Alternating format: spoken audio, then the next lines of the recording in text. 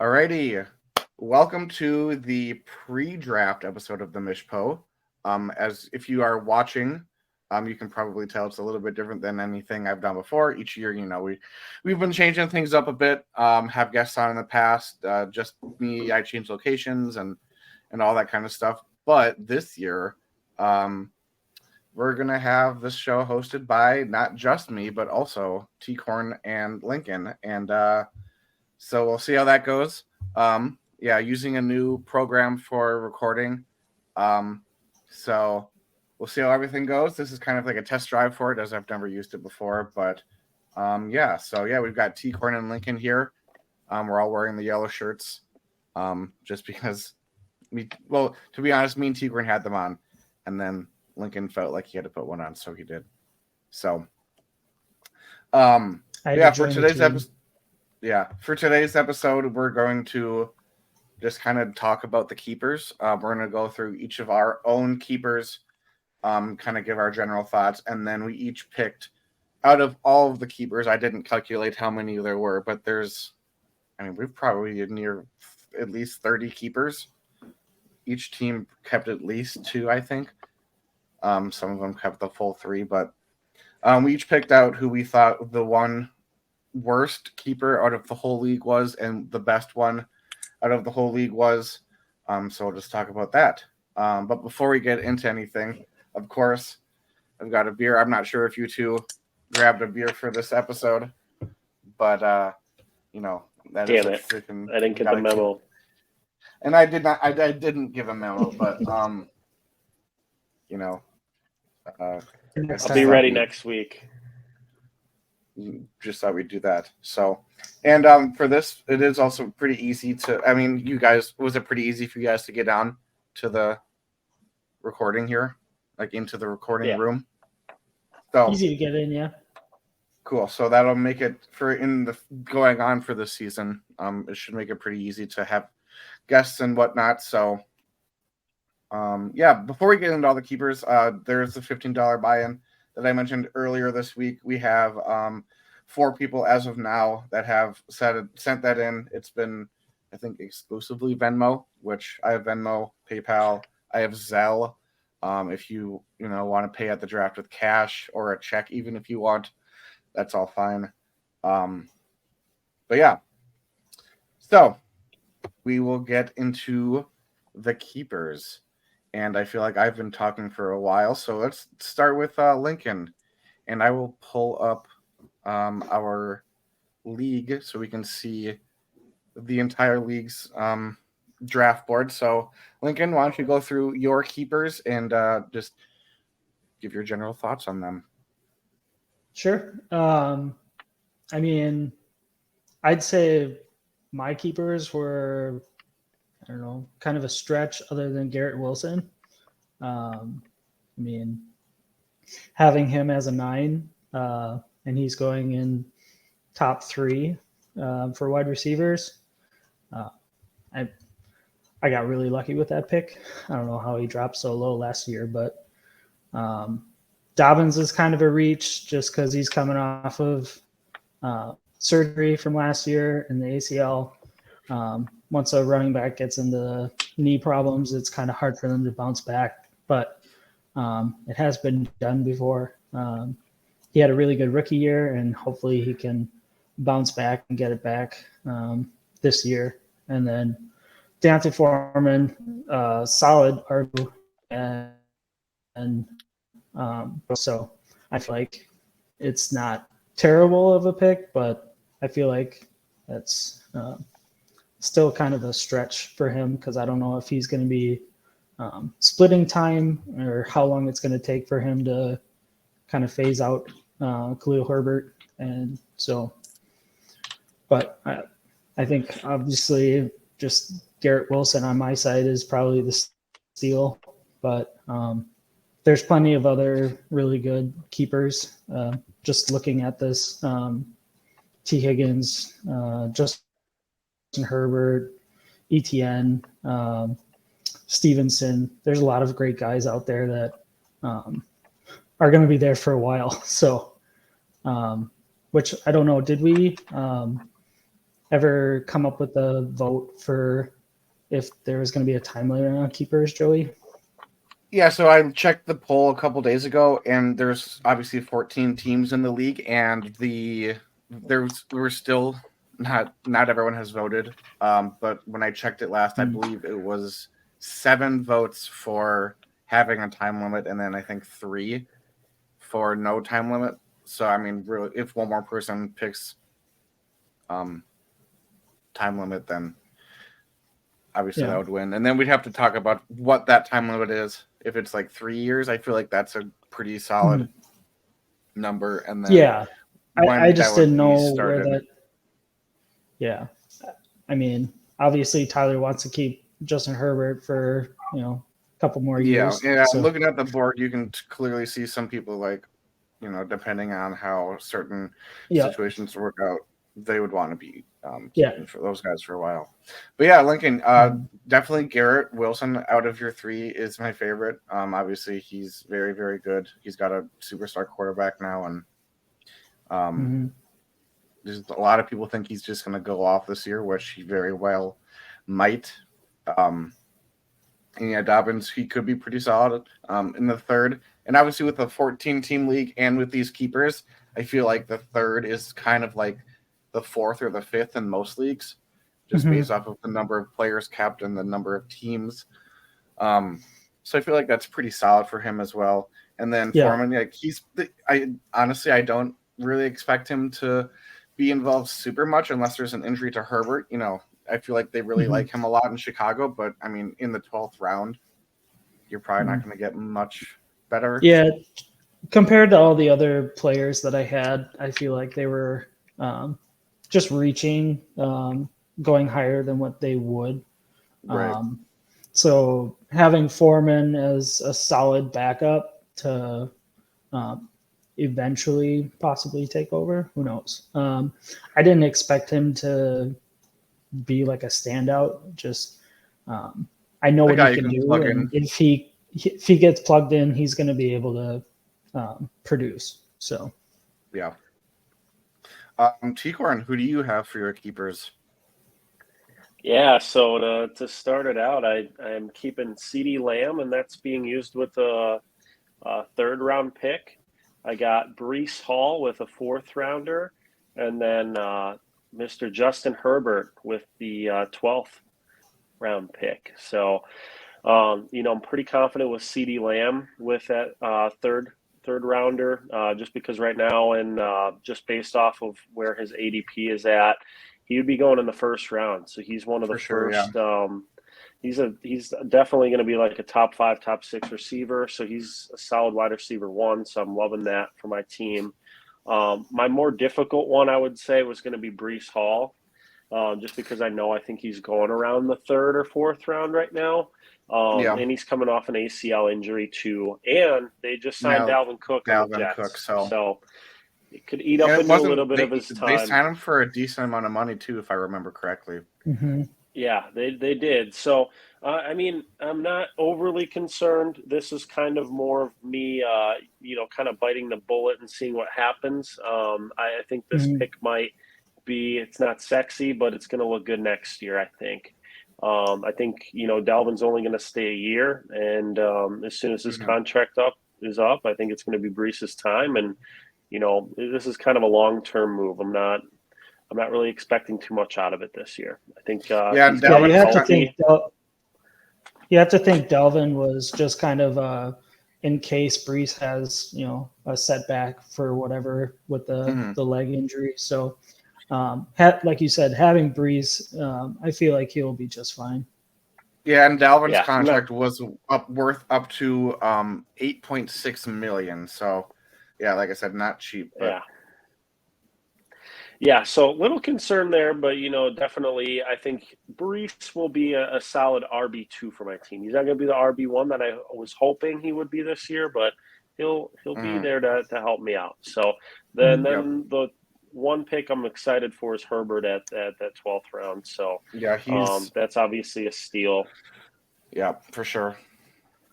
One of the top QBs in the game right now. They drafted a wide receiver with their first pick this year. So, he's going to have talent around him to be able to throw the ball. And he's in one of the better not conferences, but one of the better divisions in the league. So they're going to have to score points to stay competitive. So, Right.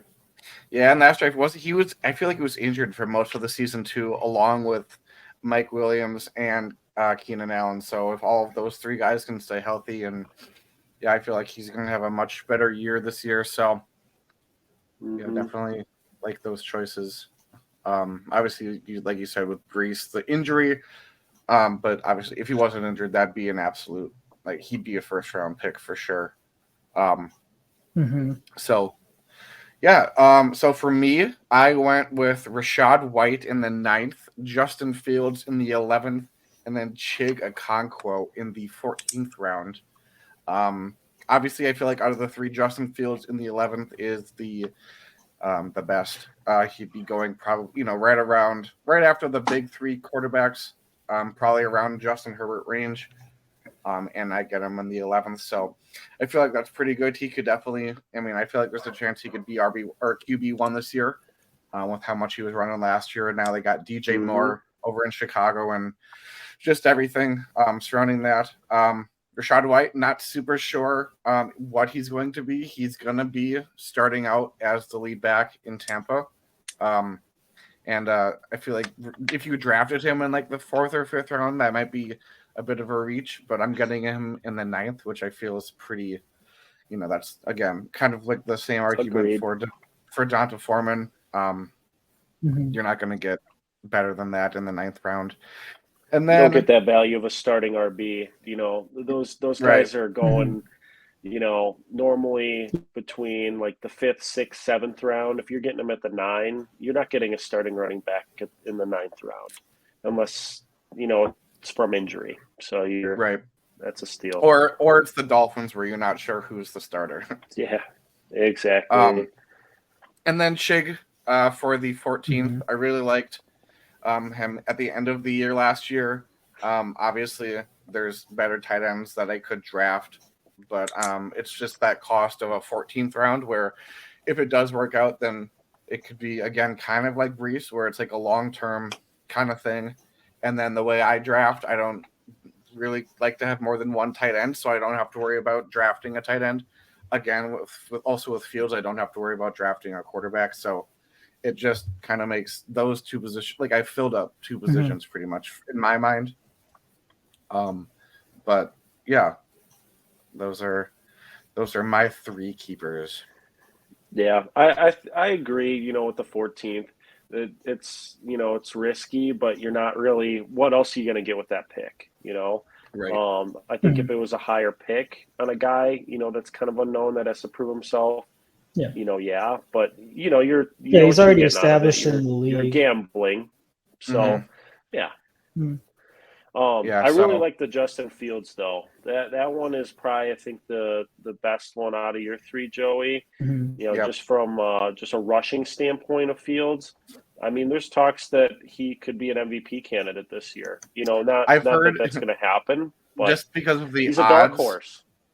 Yeah, I've heard just because of the odds that have been placed on him, he's had more bets on him for MVP than Mahomes and Allen, just because of how long the odds are, which isn't indicative to, the odds that they become the MVP, but just because there's so much greater odds that he does relative to, how good he's going to be compared to those guys. So I think that's kind of interesting. Yeah. I think he's going to be set up for a breakout year. He already improved from year 1 to year 2, 1,000 rushing yards last year. That's crazy. You don't get you're lucky if one of your running backs gets that many yards, and you're getting that out of your quarterback who's also throwing touchdowns on top of that. Yeah, he finishes the QB7 last year. He has potential as a top 5 QB. And he didn't really play as the Justin Fields we knew him to be for the rest of the season until week 4 or 5 or something. Yeah, so, and now he's got a solid on a short leash. Wide receiver 1. So yeah. Before we move on to our ball, but before we move on to our best overall and worst overall, any players that you didn't keep that were in strong consideration? I'll start.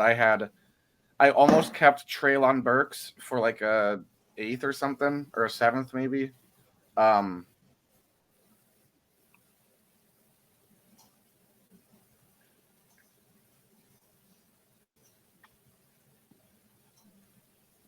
can you hear me? Yep, I can hear you. Okay. I Yeah. just had some spinning circles. After the Hopkins signing, and then now he's injured. Traylon Burks, I feel like that'd have been too much risk in whatever round he was going in. And then similarly, I almost kept Damian Pierce in like the 3rd, but I feel like that would have been too much draft capital for him. So those are 2 were up for consideration for me, but ultimately did not go with them.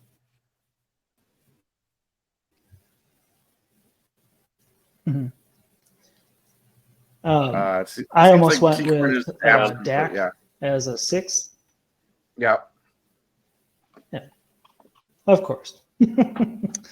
No, I almost kept Dak for a 6, and DJ Moore I almost took for, I believe, a 2nd. Yeah. So I would have been reaching with DJ, I think, but Yeah.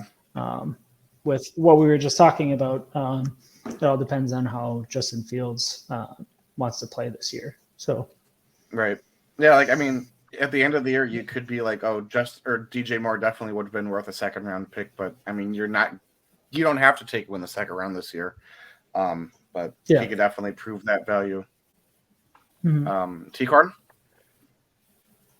Yeah, I mean, I really can't think of anybody on my team right now that I was considering. I think from the end of the season, these were the 3 guys that were on my list that I was going to keep.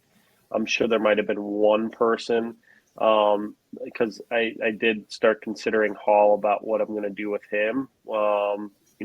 Especially kind of late last week, as we heard with the Dalvin Cook signing. So, but no, I think it was kind of maybe intrusive thoughts at the moment, but I realistically never was looking at anybody else outside these 3 people that I had. Sure. If Javonte wasn't injured, I'm sure you would have kept him for, I believe, a 2nd round is what it would have been. Yeah, I think if he would have did as well as I thought he was going to do last year, especially obviously I know he, was coming off injury. He got hurt. Then yeah, like you said, maybe a little bit of a different story. But yeah, but I feel like we all have pretty solid keepers. Definitely ones that stand out. Speaking of ones that stand out, I will start with the who I think is the best overall keeper. And it was honestly it was a pretty tough choice. I feel like there's a lot of guys that are very good value, and that's kind of how I determined it, which was the round they're being kept in versus the round you would have had to draft them in. And I feel like this guy was the guy that had the biggest difference in that. And so I went with Ramondre Stevenson. Michael is keeping him for a 13th round pick, which if he was in the draft, I definitely feel like he could have he definitely would have gone, no later than the 2nd, I think. He could have maybe snuck into the 1st. Definitely before Zeke got signed, he was going in the 1st, I bet, potentially. But yeah, I feel like Michael, that's just, and also, just the position, locking down a very solid running back, regardless of where they're being kept, I feel like is a very good to have. So yeah, I think Michael Mondre Stevenson for the in the 13th round. That's my pick for best keeper. So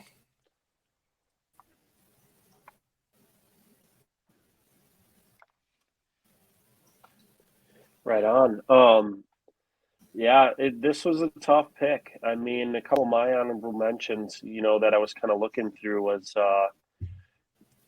Calvin Ridley with the 14th. That looked like a good one. Obviously there's some concerns there because he hasn't played football for over, almost 2 years now. right. And then what I went with, I kind of went a different route here. I chose Justin Jefferson with Brian's team using a 7th round pick. I Yep. just think that Justin Jefferson is just on a different level than everybody else is on. And for you to get that guy with a 7th-round pick, it's just a difference maker. Your team already gets an edge up in a position category right there. Right.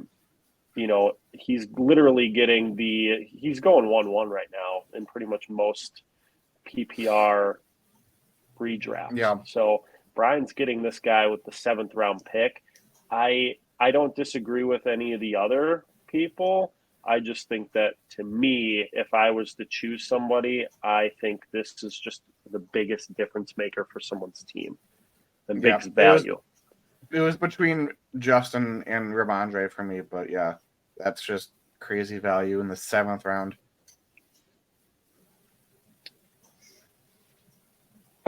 Lincoln? Yeah. Like you said, Tyler, just going based off of difference maker, mine was between Justin Jefferson and T. Higgins. With Jamar Chase having the injury last year, they might rely on T a little bit more in the beginning of the season, but he's a solid wide receiver as well. So all in all, I did pick Jefferson as well. I do think going 1-1 and having him in a 7th round is just insane. So kudos to him for having JJ on that. Yeah. Yeah. So, yeah, I mean, yeah, like I said, he's going 101 a lot of places. So, very, very solid choice there. Now, for some not especially as in good a choices PPR league. Yeah, definitely. Now, moving on to some, in our opinions, not as great choices. It was not as tough for me, honestly, for this one. And this is a player, he is a keeper. I wouldn't draft him where he's being kept. It'd be multiple rounds later for me, personally. But I went with Tyler Boyd. Sam is keeping him in the 3rd round. And it technically should have been a 4th. Tyler Boyd was drafted in the 5th round last year, but Sam doesn't have a 4th. So he got bumped up to the 3rd. And then that kind of bumped Michael Thomas up into the 2nd. And I almost went with him as well. I almost just put Sam's receivers, not T. Higgins. But I feel like Michael Thomas, I mean, he's been a 1st-round pick before. And, who knows? Again, kind of like Calvin Ridley, it's been a while since he's played a full season. He played last year, but, I think he got hurt a couple times. But, I mean, Tyler Boyd he's the 3rd receiver on that team. Not to say he can't have his good weeks, but in the 3rd round, I'd be looking for a guy with a lot more weekly upside, whether that's a receiver, a running back.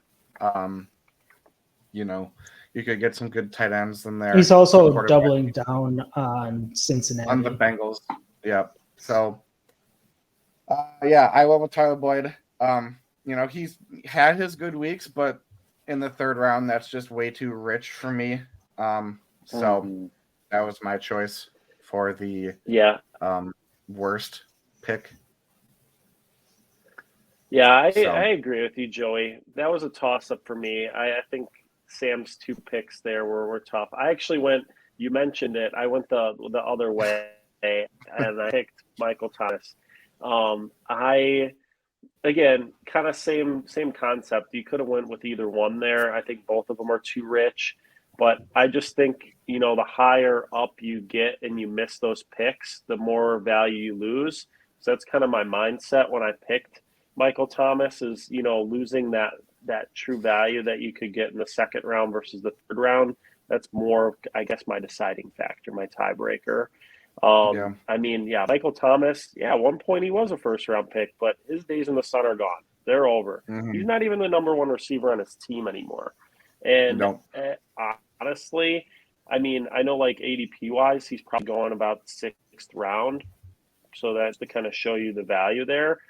I still would avoid him like the plague personally, just because of how much football he's played the last 2 to 3 years. I just don't think he is a good fantasy football player anymore. Doesn't mean he's not a good football player. I just don't think he's a good fantasy football player. So, I mean, just where even if he was drafted in the 6th round, I personally would not take him there. But, I mean, hey, best of luck to Sam. I just think that, a couple of those picks will set him back a little bit after we see the draft fold out. Yeah, like last time Michael Thomas was relevant, he had Drew Brees as his quarterback. And so that just kind of shows you. And Drew Brees is he's stands there, pocket passer, will check it down a lot. I honestly can't remember who the Saints they have Derek Carr now, right? They have Derek Carr. And hey, Michael Thomas, name recognition wise, yeah, he's worth the 2nd round pick, but I don't go based off name recognition. So yep. So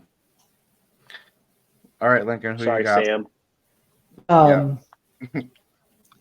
I was looking at a few different options. I feel like this one wasn't too standoutish. I think Aaron Rodgers might be a little too far up there with the 4th round pick. Just my opinion. I don't think he's going to be terrible. He's not he's not too far off of he's actually going to be drafted. I just don't think that having him as a 4th is really relevant, but who knows? Yeah, that's a good thing. There's no value there. Yeah, I agree with that. I don't think there's any value there. To your point, he's probably either going at that round or the rounds after. He's not going before that. He's definitely going after the 4th, I'm sure. Yeah. And if you, I think you're getting guys. Yeah, go ahead, Tigran. I was just sorry. No, I was just gonna say you're getting more elite guys in that that range. You're right. getting that's where you're getting your lower end QB1s. Yeah. And I just think that Rodgers, where he could still be a QB1, he's on a new team, Well, I mean, he's got Hackett yet, so not maybe a completely new system, but still, he's got to learn how to throw to his receivers. The ones that aren't named Allen Lazard and Randall Cobb. Yep. Yeah. Exactly. But yeah, I definitely think there's a lot more value in the 4th round with just regular position players. So having a quarterback go there, that's the only reason why I really picked it. Yeah. I mean, you can draft a better quarterback with that pick. You could. No, nothing against Rodgers. Obviously, we are Rodgers fan. I mean, I'm a Rodgers fan. I'm not saying that he's not going to produce for Brian, but I just think he's out of. You could get him later. Drafted. Yeah. So. Yeah. Any other keepers you want to mention before we kind of close this thing up? No, I think we covered a lot. Nope, I think everyone actually did well with their picks, though. For what they might have had, I feel like everyone did really well this year. Yeah, I want to highlight Adam real quick. I mean, it's tricky. If you have a 1st and a 2nd round keeper, you better make sure they're good. And he's got AJ Brown and he Josh Jacobs. Yeah, so that's pretty solid. Again, then similar kind of situation with Caleb. He's got Jamar Chase for a 2nd, which is a steal, and then Mike Williams for a 3rd, which is I feel that's pretty solid. I mean, he could have been maybe gotten him a little later, but I mean, he probably. I mean, I feel like that's a pretty solid keeper right there. But yeah, I feel like for the most part, we all did pretty good with who we kept. And there's definitely some guys, like you mentioned, Calvin Ridley, Deshaun Watson. If those guys are, returned to form, those could prove to be the best picks, keeper picks of the year. So just shooting from the hip. I think even Garrett Wilson too. Yeah, I mean, I think even just Lincoln's pick too. I think Garrett Wilson is a guy that can move up a tier this year. Go with A-Rod. You never know what's going to happen with a new quarterback. Jamar Chase, Justin Jefferson territory. So watch out for that. Yeah. Yep. So, alrighty. I feel like we covered all the keepers. Not all, obviously, but I feel like we covered the vast majority of the keepers pretty pretty extensively here. Looking forward to seeing what people's drafts turn out, how they fill in the rest of their rosters. I know I've been doing so many mock drafts since the keepers were set. It's just so easy. You just go click, start a mock draft, and you just fly through it. So I feel like I'm pretty prepared for the draft. I kind of have a general idea of who's going to be at my picks, and Question is Bree ready for the draft? Oh, I don't know. I told her she gets the first pick and the last pick, but she knows who she's picking with the first pick, and she can pick anybody she wants with the last pick. But yeah, I've asked her if she wanted to do a mock draft, and she said no. But it's whatever. I guess I can take care of that part of the team, and she can just do other things, I guess. But yeah, looking forward to the draft. One last thing. For the draft, if you haven't read the Facebook event closely, the plan is for people to meet at my place at noon if you would like to see me get punished, which I'm doing the wide receiver combine. So also if you have any footballs that you have lying around, please bring them so that we have more. And it's kind of up in the air. We don't know exactly how how the combine's going to go down, but I'm sure I'll just be running around a lot and people throw footballs at me. That's kind of the idea. But yeah, get here around noon. As there's a Packer game at noon. That's why it's so early to kind of beat that Packer traffic. I guess have it go on during the Packer game, so there is no Packer traffic. And then for any of you who does not want to come to the punishment, I said 4 p.m. Would be a good time to again come to our house. The address is on the Facebook event, which is 1011 South 6th Street, in De Pere, Wisconsin 54115. If you did not know, but yeah, and then the draft itself starts at 6, so should be a good time. We're going to be catering some Jimmy John's and getting some other sides, so should be a good time. It looks like we may have lost T-Corn. I can't quite tell. I think he was having technical difficulty. Yeah. It seemed like we had a few of those during this recording session. Hopefully that's not too big of a deal. But, that'll happen. New system, sometimes. We'll figure it out. Yep. So, Lincoln, any closing words?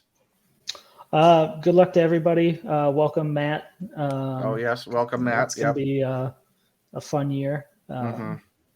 Hopefully he trades just as much as Derek. I think he might be a little bit more intelligent with his trades. I did see he's already made a couple trades to try to get back some of that draft capital. Mm-hmm. Yeah, no, I'm excited for this year. It's gonna be a lot of fun. Not sure if anyone else. We do have new divisions. We used to be the men and the boys. Men and the boys. Now we're the what is it? Oldies and youngies or something. But I'm like the cutoff. It's the old bloods and young bloods. Yeah. I'm the cutoff for the old blood, so I'm the youngest of the old blood. And then I think Adam is the youngest of the old blood, or Adam and Colin and Sam and those guys. Mm-hmm. So, but yeah, it looks like we fully lost T-Corn, so he'll have to apologize next episode for that. But with that, thank you and thank you.